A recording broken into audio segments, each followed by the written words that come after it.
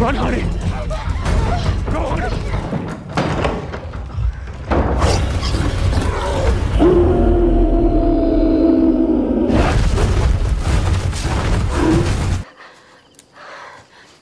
Pada tahun 1995, seorang pendaki dilaporkan hilang di pegunungan terpencil di Oregon Tengah.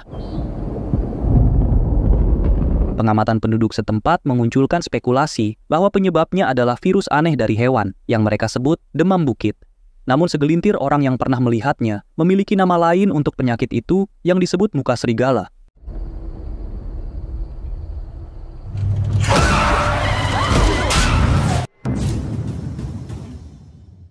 Adegan beralih ke sebuah rumah terpencil di tengah hutan. Fokus kisah adalah pada seorang anak bernama Blake. Hari itu, ayah Blake, Grady, mengajaknya berburu rusa. Grab your hunting pack, we're leaving at 0700.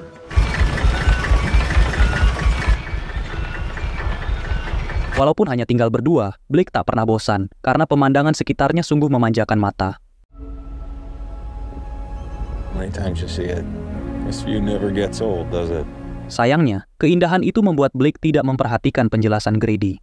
Hal tersebut memicu kemarahan Grady, karena kalau Blake tidak fokus mendengarkan, ia bisa saja celaka akibat memakan tumbuhan beracun di hutan. And survive if you know exactly what to do. What I just said? Yes, sir. Tidak lama berselang, keduanya mendengar suara rusa, dan di saat ayahnya memantau keadaan, tanpa diduga Blake sudah pergi diam-diam ke arah lain.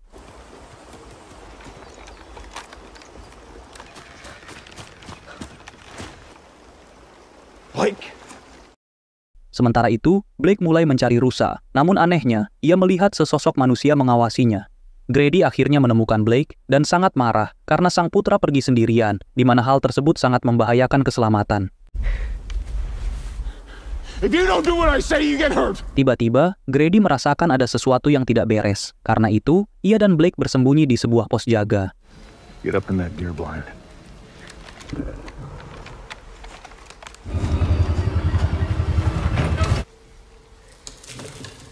Di dalam pos jaga, mereka mendengar suara binatang buas. Grady juga menemukan bangkai rusa yang terkoyak dan melihat sosok manusia yang dilihat Blake tadi, sedang berlari seperti binatang.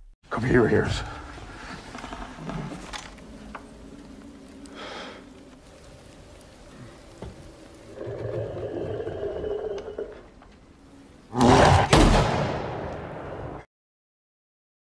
Sepulang dari hutan, Blake mendapati Grady menghubungi temannya, Dean, untuk memburu sosok yang diyakini Grady sebagai manusia serigala. Walau Dean tidak percaya, Grady terus memaksa demi keselamatan anak-anak mereka. I had it in my scope. I almost shot it. I saw it. I'm gonna get it, Dan. Don't you want to keep your boys safe? 30 tahun kemudian, Blake kini telah dewasa dan memiliki seorang putri bernama Ginger, di mana Blake telah meninggalkan ayahnya dan tinggal di kota besar. Walaupun sangat menyayangi putrinya, Blake terkadang sulit mengendalikan emosi. Seperti dulu Grady sering membentaknya jikalau berbuat salah. I'm sorry I lost my temper. That's not me. I'm sorry. You owe me $1. Why? Because you sweared. Sesampainya di rumah, istri Blake, Charlotte, juga baru pulang kerja. Hubungan Blake dan Charlotte tampak renggang karena jarang menghabiskan waktu bersama, terutama akibat kesibukan Charlotte di pekerjaannya. Tanpa diduga, Blake menerima sebuah surat dari rumah sakit yang menginfokan bahwa ayahnya sudah meninggal dunia. But I just don't think we need to do it. And finally declared deceased. Dalam percakapan dengan sang istri, terungkap bahwa Blake pergi setelah lulus sekolah karena sikap Grady yang galak. Namun, Blake tetap merasa sedih atas kepergian ayahnya. I'm sorry. Keesokan harinya, Blake menemui Charlotte di tempat kerjanya. Ia berusaha memperbaiki hubungan mereka yang renggang karena Charlotte selalu sibuk bekerja. Blake berniat mengajak Charlotte dan Ginger ke rumah Grady di Oregon untuk mengambil barang-barang peninggalan ayahnya sekaligus berlibur menikmati pemandangan indah di sana. We haven't done this in a while. Yeah, up there and pack up all my dad's stuff in a truck. Us to enjoy each other. It really is stunning. Mereka pun berangkat dan hampir tiba. Saat berada di tengah hutan, Blake merasa jalan menuju rumah sang ayah telah berubah, sehingga ia bingung menentukan arah.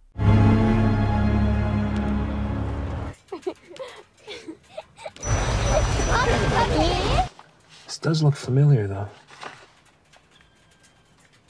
Beruntung, mereka bertemu seorang pria bernama Derek yang berada di pos jaga. Derek ternyata anak Dean, yang merupakan teman Grady. Wait, do I know you? Who's your dad? Grady. Eric, I'm Dan Keel's son. You've been gone a long time, Blake. Walaupun begitu, Blake tidak terlalu mengenal Derek karena semasa kecil mereka jarang bermain bersama. Been up here in a while. I forgot. Mengetahui Blake lupa jalur, Derek dengan senang hati mengantarkan mereka ke rumah Grady yang masih cukup jauh.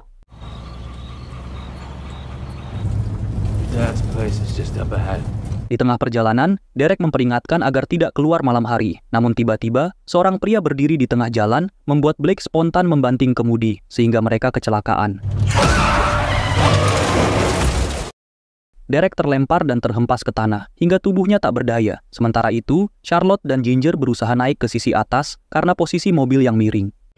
Ginger, are you okay? Stay right there, I'm coming. Look at me, Ginger. Blake terkejut karena Derek ditarik oleh manusia serigala. Bahkan Blake sendiri terkena cakaran makhluk tersebut.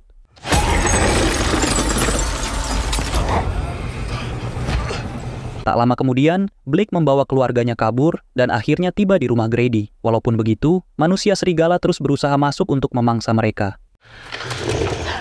Run. I recognize this. We're close.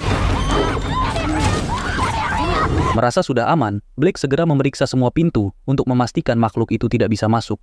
Blake juga berhasil menyalakan generator. Setelah itu, mereka bisa sedikit tenang karena ada listrik. Namun, Blake tetap waspada mengawasi sekitar.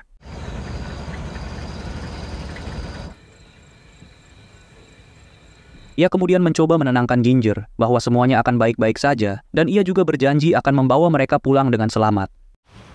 We just have to wait until the morning. We just can't go outside right now. Lay down. I'm so sorry that this happened to you. Setelah putrinya tenang, Blake menjelaskan sosok yang dilihatnya yang merupakan penyebab dirinya membanting kemudi. It was standing up on 2 feet. I know it sounded like an animal. Tentu saja sang istri sulit menerima penjelasan itu karena terdengar tidak masuk akal. Blake kemudian menghalangi pintu masuk dengan lemari agar tidak mudah dibobol. Saat berada di ruangan bawah, Blake menemukan radio milik Grady yang masih berfungsi. Hello, this is level 819. Can anyone hear me? Sementara Charlotte meminta bantuan, Blake memeriksa sekeliling. Ia menemukan tempat penyimpanan daging kering yang mungkin bisa mereka makan selama bertahan di sana. Hello? Hello? Namun anehnya, gigi Blake tiba-tiba copot, diduga akibat benturan setir saat kecelakaan. Oh, fuck. My jaw must have hit on the steering wheel. Sang istri juga melihat luka cakaran di tangan Blake dan segera mengobatinya. Setelah diobati, tingkah Blake semakin aneh karena bukannya istirahat. Ia malah sibuk untuk menutup akses masuk yang sudah terhalang.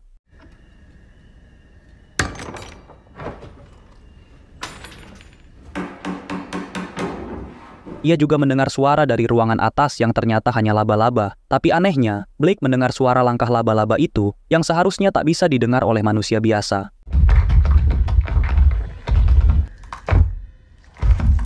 Saat di bawah, Blake kembali mendengar suara aneh dari luar. Ia mencoba menguping namun tanpa diduga, ia ditarik oleh manusia serigala.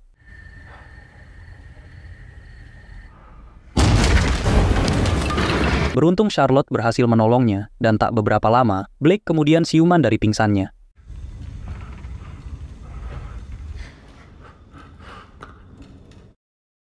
Ada kejanggalan, karena saat mendekati Charlotte, Blake tidak bisa mendengar suara istrinya dengan jelas, bahkan matanya pun bisa melihat di kegelapan. Hello? My husband was infected.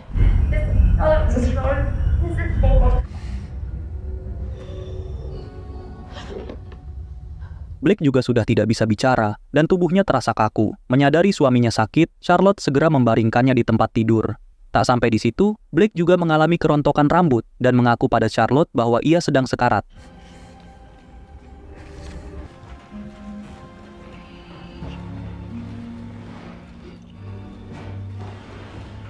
Charlotte dan Ginger pun berusaha menyemangati Blake agar bertahan sampai bantuan datang.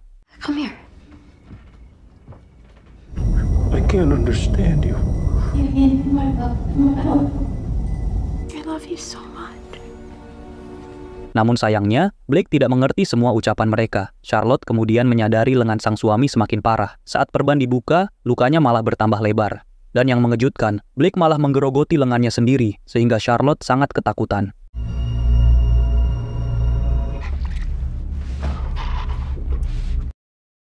Charlotte kemudian melihat mobil milik ayahnya Blake dan berniat menyalakannya untuk kabur. Diam-diam, ia membawa Blake dan Ginger keluar. Dengan kemampuan seadanya, Charlotte berusaha menyalakan mobil dan akhirnya berhasil.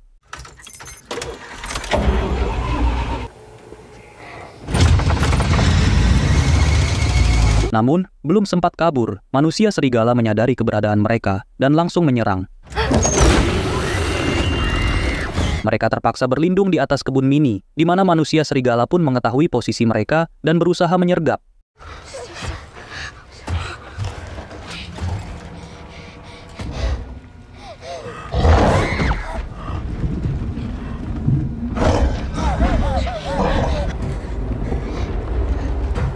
Menyadari kondisinya terpojok, Blake berniat mengalihkan manusia serigala agar keluarganya bisa kabur ke rumah.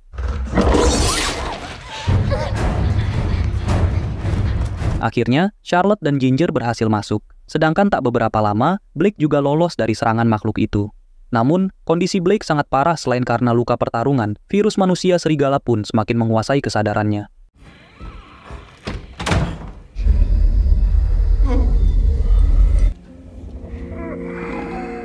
I love you so much. Tiba-tiba, Blake muntah darah beserta mengeluarkan jempol manusia serigala yang ia lawan. Ia bahkan sempat agresif dan nyaris menyerang sang istri. Untungnya Blake berhasil sadar dan berniat pergi demi keselamatan keluarganya. Namun tiba-tiba, manusia serigala di luar menerobos masuk.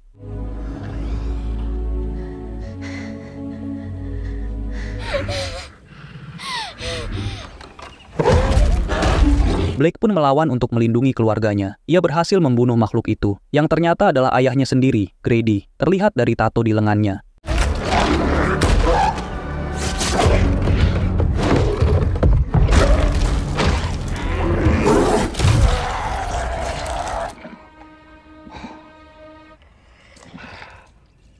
Setelah Blake memutuskan menjauhi anak dan istrinya, tanpa diduga, ia telah sepenuhnya berubah menjadi manusia serigala dan kehilangan kesadarannya. Going to be here for you.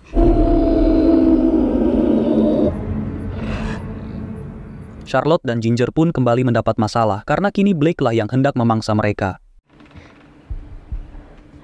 Kali ini, Charlotte tidak ragu untuk melukai Blake karena yakin suaminya sudah tewas dan berubah 100% menjadi manusia serigala. Mereka pun bersembunyi di gudang menghindari serangan Blake. Namun dengan mudah, Blake berhasil menemukan berkat penglihatannya yang meningkat di kegelapan.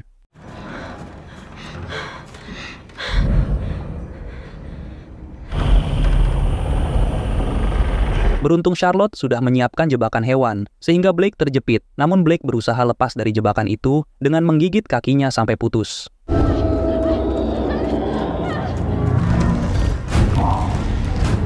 Beberapa waktu kemudian, setelah Charlotte dan Ginger kabur, mereka akhirnya sampai di lokasi kecelakaan dan mengambil senapan derek yang terjatuh.